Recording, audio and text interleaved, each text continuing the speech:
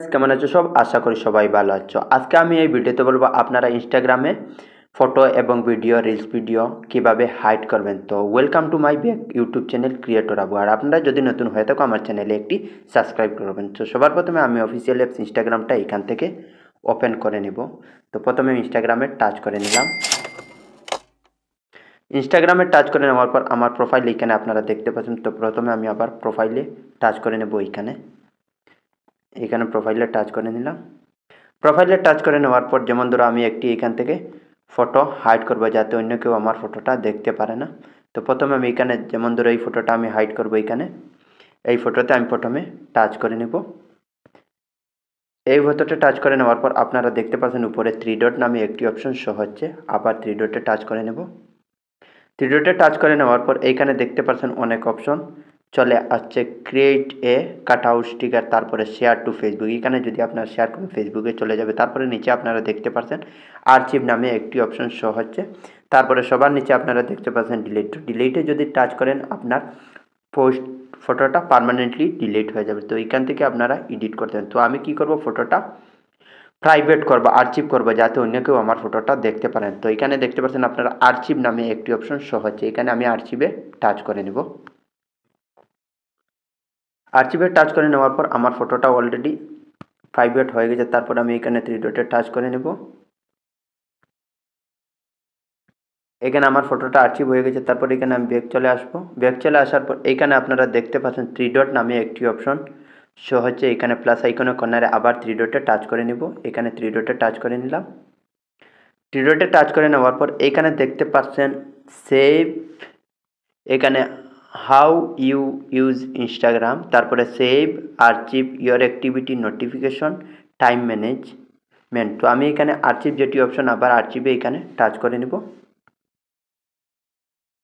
এখানে আর্চিভে টাচ করে নেওয়ার পর আপনারা এখানে দেখতে পাচ্ছেন আমি যতটুকু ফটো হাইড করে নিয়েছি সব ফটোগুলো এখানে শো হচ্ছে অলরেডি। তো এইখানে দেখতে পাচ্ছেন এই ফটোটি আমি হাইড করে নিয়েছি, এইখানে শো হচ্ছে। তারপরে এখানে আপনারা দেখতে পাচ্ছেন এখানে একটি ছোটো বিন্দু আছে।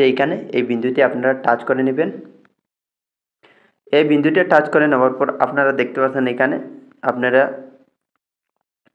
3টি অপশন শো হচ্ছে, story archive, post archive, live archive. তো এখান থেকে আপনি স্টোরিটাই হাইড করতে পারবেন, তারপরে পোস্টটাই আর্চিভ করতে পারেন, লাইভটাই আপনি এখান থেকে আর্চিভ করতে পারেন। তো এখান থেকে যদি আপনারা চান আপনার পোস্ট যেটি করেছেন ওটা আনহাইড করবেন, তো এইখান থেকেই আপনি আনহাইড করতে পারবেন। তো এখানে আপনার পোস্টে প্রথমে ক্লিক করে নেবেন যে ফটোটি আপনি প্রাইভেট করেছেন, আর্চিভ এইখানে টাচ করবেন। টাচ করে নেওয়ার পর আপনারা এখানে উপরে দেখতে পাচ্ছেন 3 ডট নামে একটি অপশন শো হচ্ছে।